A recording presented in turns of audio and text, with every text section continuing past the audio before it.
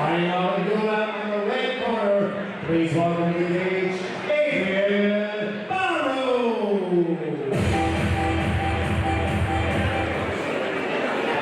And in the blue corner, his opponent, fighting out of Sanchin Karate Jitsu, please give a big hand to Jack Corr. We are back inside the Clan Wars cage, this time in the Bantamweight division. In the tie-dye shorts, we have Jack Corr, his opponent Adrian Barrow in the grey. And we are on. And Mark, would you believe that Jack Corr made his amateur debut in November of 2016, has competed exclusively in IMAF competition. This is his Irish debut. That is crazy. IMAF's such a great platform for amateur fighters. 2018 European bronze medalist Jack Corr finally getting the chance to open up and show what he's made of here on Clan Wars. Barrow in on the takedown, pressuring Corr, but that wrestling has become a real hallmark of the ZKJ fighters. Formerly trained under Dave Finlay Sr., now under Jenny Kitson. Fantastic wrestling pedigree, but also that striking style infused with that karate stance. Beautiful to watch. You can even just see the subtlety of just splitting the base, digging in for the underhooks. Really technical wrestling happening against the cage here, like you've been pointing out. You see he's trying to raise that level of Barrow up so he can't get underneath the hips and in on the takedown. Beautiful reversal. Briefly had some separation, they're back to the clinch again. Barrow driving in. As soon as that happens, Jack Corr needs to hit the pivot step and get himself away from the cage, but intelligently now brings it into the open forum of the cage. Adrian Barrow, 4 wins on his ledger, currently riding a 2-fight win streak. Adrian leaving a lot of weight in his front leg here, if Jack Corr wanted to start with some leg kicks. Barrow's been in with some of the best on the island, guys like Sean Devine, Glenn McVeigh, Kieran Brady, Paddy Doran. No stranger to fighting high level opposition. Just catching Corr with the... Oh, beautiful head kick from Corr. Excellent timing. Just as it looked like Barrow was about to try another entry, he walked straight into that head kick. He's in on a guillotine, trying to get in on a guillotine. The guillotine, of course, the signature submission of his teammate Conor McNally.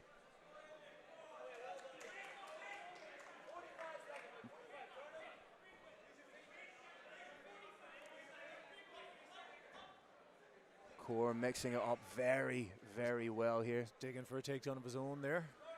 You can see controlling against the fence.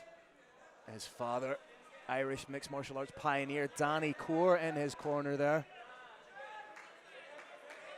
Big takedown would really put an exclamation point on the round for Jack Corr, with just coming up to 15 seconds left, and just as I say it, almost like he heard you, he gets that exclamation point. Good technical get up from Barrow, but that was more so because Corr stood off, let him get up. Great round. Fantastic. What a way to make your debut on home soil. I don't think they may have starting out here back at the turn of the millennium. I was about to say, this must be great for you to see, Mark, having gone away from the sport for a little bit, to come back and see these new faces, to see that next evolutionary step in the sport. And the professionalism of shows like Clan Wars and the other Irish promotions gives everyone a safe venue for their talent. Like, for example, here, if it weren't for the fact that these guys were wearing larger gloves, like there's very little to separate this from a pro fight. The level of skill here is huge. Barrow now just skirting the outside of the cage here. Jack Corr not wasting any energy, not rushing, not trying to make something happen, just letting these strikes come.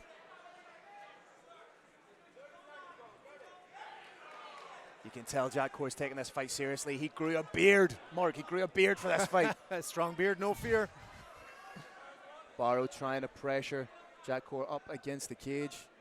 Didn't have a lot of success with that particular tact in the first round. Interesting that he's gone back to it. You took the words out of my mouth. It is interesting, but it looks like he's going to try a single here. Didn't quite convert it. And what as soon as his knee hit the canvas, he was popping right back up. Wasn't settling on anything, wasn't giving anything up. Difficult man to take down is Jack Corr. Again, brings it right back into the open form, creates that separation.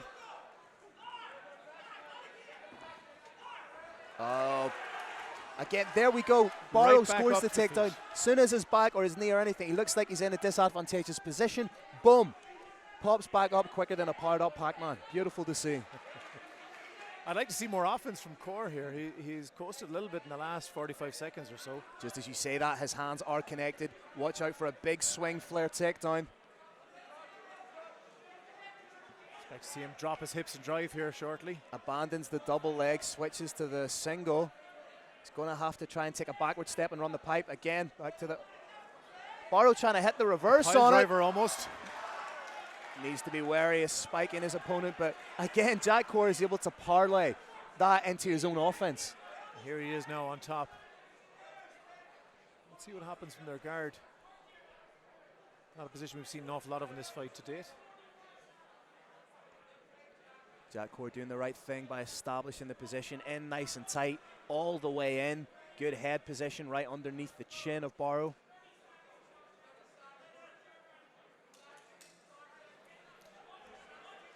As referee Aaron Wallace claps his hands looking for action there. I was about to go. Triangle from Barrow, creating the angle. Has he got the leg underhook? That looks tight. There. The structure's not quite there, but it is very tight. He's got 15 seconds left, pulling down on the head. Corr with the thumbs up, showing that he can stay in. And it just hasn't quite cut that angle that he needs to for it to be really flush on that carotid artery. It's just the structure wasn't quite there to finish it. Still took a level of toughness from Corr there. Interestingly though, Mark, so Barrow's been in that position. He obviously put everything he had into that squeeze. Could that potentially fatigue his legs going into the next round? It could do. I have a question about Corr in this second round. It did seem like he was in a lower gear than we saw him coming out in the first. I'd like him to see pick that action up again now and try and generate more momentum. A question, I'm going to put you in an awkward position and ask you an interesting question. Was the submission attempt at the end there potentially enough to steal the round for Barrow, or would the wrestling and the offensive work done by Corr, as you say, he maybe dipped off a little bit in the output in the second round? You're up against the recency bias. Yep. The last thing that happened can often win a round. It was the most significant moment, I feel. So it could very well have stolen it for Barrow. I would guess one apiece coming in here to the final stanza.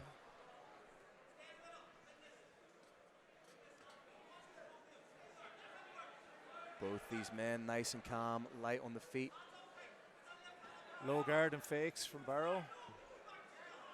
I would like to see, as soon as Barrow throws something out there, I want to see Corr reply straight away with something nice and quick, catch him on the hop.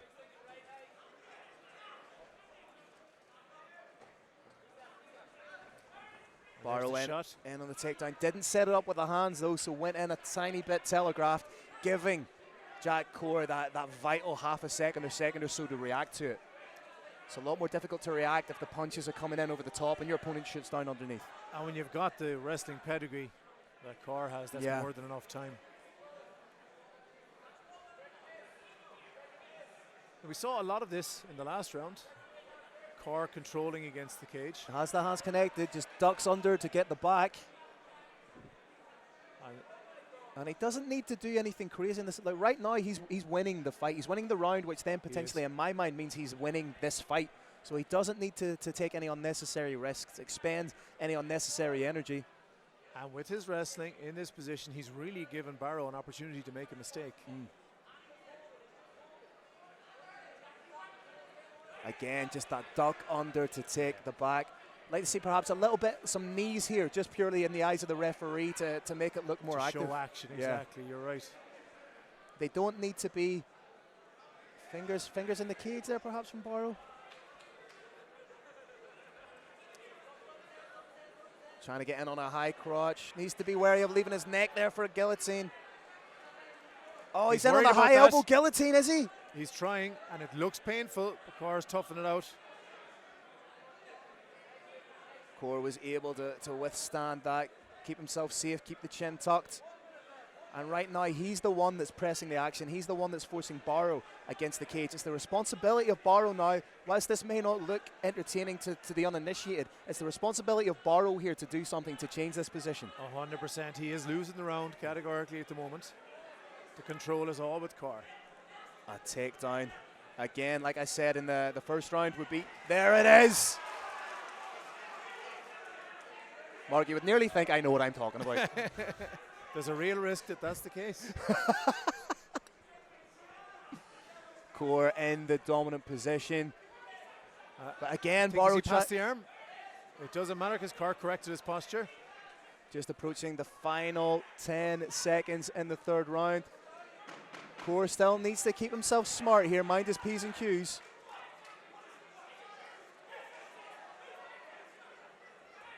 Looks like for the second time tonight we go to a judge's decision.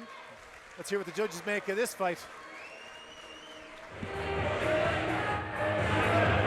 Ladies and gentlemen, put your hands together for a tremendous fight here inside the Clan Wars cage.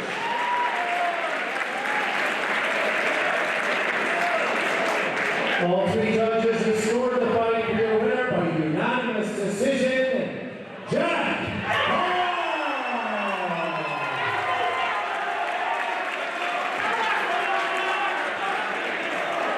Keep your